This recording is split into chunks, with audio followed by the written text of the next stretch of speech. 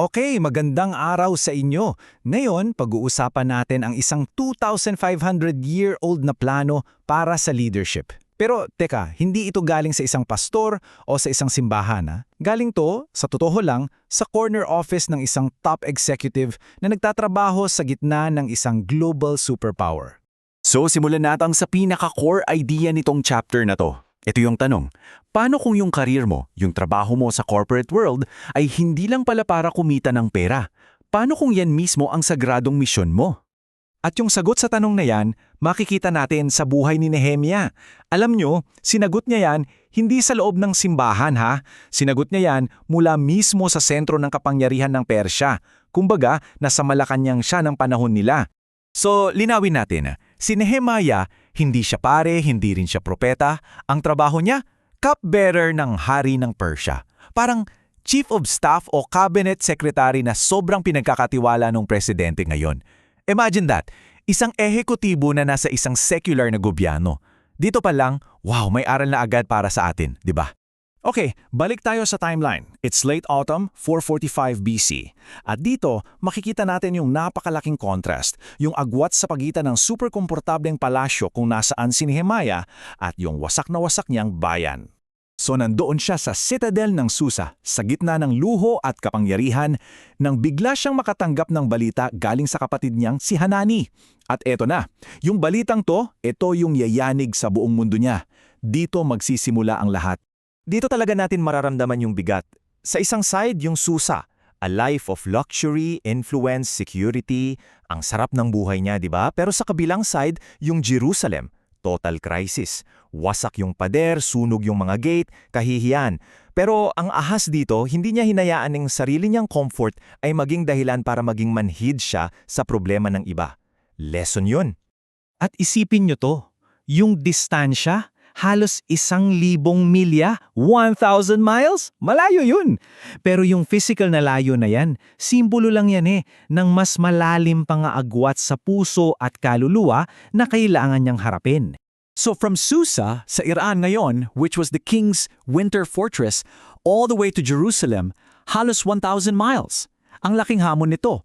Isang burden na binuhat niya mula sa sentro ng kapangyarihan ng isang imperyo papunta sa isang lugar na sa totoo lang wasak na at kahiyahiya. So, eto na yung tanong. Narinig niya yung masamang balita. Anong ginawa ng isang high-powered executive? Nag-send ba siya ng memo? Nagpatawag ng emergency Zoom meeting? Hindi. Ang una niyang ginawa, umiyak. Sabi mismo ni Nehemia, nang marinig ko to, naupo ako at umiyak. For days, nagluksa ako, nagfasting at nanalangin. Gets nyo? Hindi ito strategic plan, hindi ito corporate response. Ito ay yung pagkasira ng puso ng isang tao. Totally personal, totally spiritual, hindi niya pinigilan. Tingnan natin yung proseso niya, yung anatomy ng puso niya. Una, umupo. Ibig sabihin, tumigil siya sa hustle, in-stop niya lahat. Pangalawa, umiyak, naramdaman niya yung sakit, personally. Pangatlo, nagluksa. Hindi minadali, proseso niya yung grief. At pang-apat, nag-ayuno at nanalangin. Dito, yung emosyon niya, ginawa niyang aksyon. At ito yung lesson para sa atin. You cannot rebuild what you have not first wept over. Yung tunay na vision, laging nagsisimula sa pighati. Pero baka iniisip nyo, bakit ganun na lang yung iyak niya para sa isang pader lang? Well, kailangan nating maintindihan na yung pader na yon ay hindi lang basta mga bato na pinagpatong-patong. It means something more. Yung report sa kanya, wasak ang pader ng Jerusalem at sunog ang mga tarangkahan nito. Uulitin ko, hindi ito report tungkol sa infrastructure. This was a report about identity, about dignity, tungkol ito sa kaligtasan ng isang buong bansa. At dito na pumapasok yung Hebrew word na choma, ang translation wall o pader. Pero sa ancient world, ang choma ay hindi lang pader. Ito yung depensa mo, yung economic identity mo, yung civic pride mo, lahat yan. Spiritually, ito yung boundary na nagpoprotect sa covenant, sa purity, sa holiness, mula sa kultura sa labas na gustong sumira sa'yo. So isipin mo, pag sinabing wasak ang choma, ang ibig sabihin, wasak ang identity, wasak ang depensa, wasak ang lahat.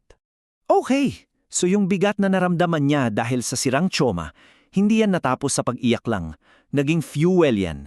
Nag-channel yan sa isa sa mga pinaka-strategic at well-thought-out na panalangin na mababasa nyo sa buong Biblia.